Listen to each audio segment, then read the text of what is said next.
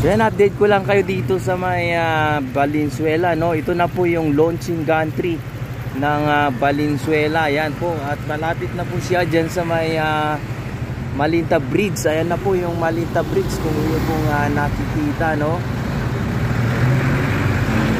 Ayan po.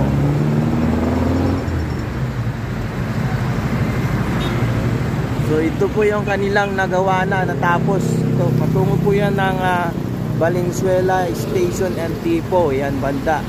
So talagang mabilis yung kanilang pagkakabit ng segmental box girders, at matatapos na po itong span na to na huli nilang nagagawa dito, no, hanggang doon sa may Malinta Bridge.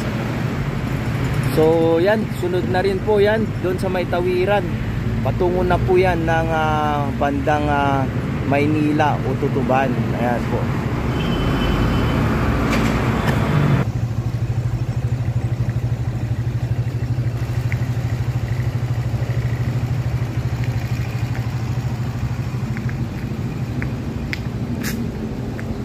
So ito, nilapitan natin itong launching gantry. Ayan po, oh.